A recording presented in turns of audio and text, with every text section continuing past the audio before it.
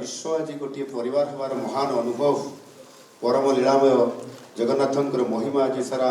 जगत रे पानी पवन रे विश्व भातृत्व विश्व प्रेमर वार्ता आज बांटी चली एठी माटी भी देवता बाली भी देवता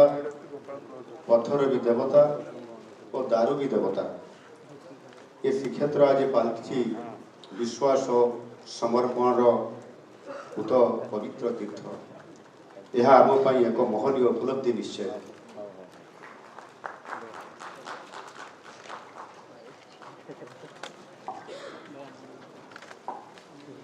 महाप्रभु श्री जगन्नाथंकर प्रथम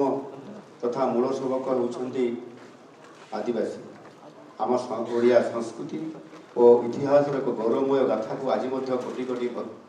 कोटि भक्त श्रद्धा और सम्मान सह निज हृदय रे साइति रखिछंती। यह आम अस्मिता यह आम दायित्वबोध महाप्रभुंकर मूल सेवक तथा जड़े आदिवासी भाव मु निजक से जगतर नाथ जगन्नाथ निकट में समर्पण कर एणु से विश्व नियतांकर पवित्र घोष यात्रा व रथ यात्रा रे आज आरंभ शेष जाए प्रत्येक विधि निर्दिष्ट नीतिकांति और जानी यात्रा जनित विधि व्यवस्था जेपरी त्रुटिशून्य और सफल रूपे शेष हम एने मु सभी आंतरिक शुभेच्छा और सहयोग कामना कर मोर विश्वास आम यहाँ सर्वाग्रे सफल करिबारे समर्थ हवा। आज ये उपस्थित हुआ समस्त सरकारी पदाधिकारी को मु निर्देश दूची जे महाप्रभु जगन्नाथंकर महान काम को निज जीवन व्रत भाव पालन करी निज निज दायित्व को सुचारू रूपे पालन करी श्रीक्षेत्र तथा ओडिशार मर्यादा को अक्षुण्ण रखा भावे मु महाप्रभु सेवारे सामिल होगा सुजोग मिलथिबार मु निजको धन्य मन करुछि सभी को आउ थे आंतरिक शुभेच्छा ज्ञापन करुछि। एठी आपण मान तरफ जेहेतु ए वर्ष विरल एवं अद्भुतपूर्व रथयात्रा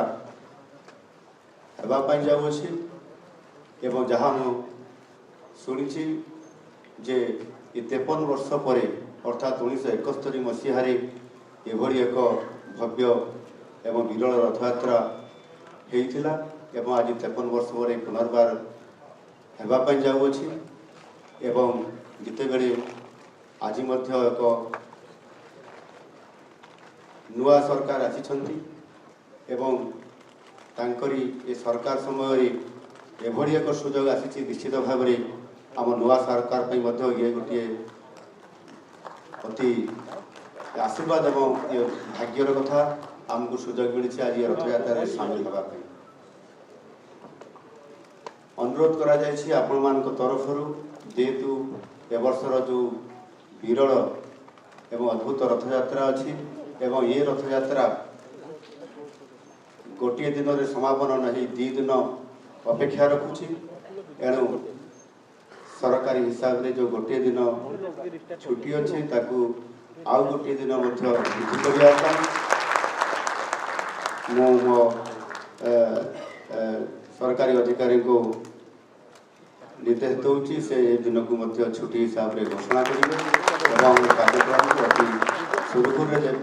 समापन हम एवं जेहेतु गोटे दिन में ये नवजौवन वेश उत्सव एवं नेत्र उत्सव एवं श्रीगुंडीचा उत्सव ये 3टी उत्सव गोटे दिन में आपण मानकर सहयोग आपण मानकर उपस्थिति रे ये कार्यक्रम समापन होगापी जाऊँगी प्रभु श्री जगन्नाथंकर इच्छा और आशीर्वाद रे ये कार्यक्रम सफलतापूर्वक समापन होगा सहित आपण मानकर संपूर्ण भाव में ये कार्यक्रम को यथा रीतिनीति कांति एवं यथा समय समापन करने निश्चित भाव में मुझे आपण मान को निवेदन करी अनुरोध करुँची। एवं आ गोटे कथा ये जेहेतु आज आम खुशी और गर्वर कथा महामहिम राष्ट्रपति महोदय ये श्रीगुंडीचा रथयात्रा देखापी रथ टाणियापी निजे इच्छा प्रकाश कर 6 तारिख संध्यारे आसी पहुँचे पुरी श्रीक्षेत्र में एवं 7 तारिख दिन अपराह्न से रथटଣା उत्सव समय यथा समय से उपस्थित रही आम समस्त सहित रथ टाणीबे यह निश्चित भाव में अति खुशी आनंद और गौरवर कथा आम समस्त एक सहित ये वीर रथ यात्रा को सफल करवा मुझे आपण मानक से समस्ते अति आग्रह सहकारी ये कार्यक्रम को सफल करवा से आपण मान निकट में मोर नवेदन रखुच्छी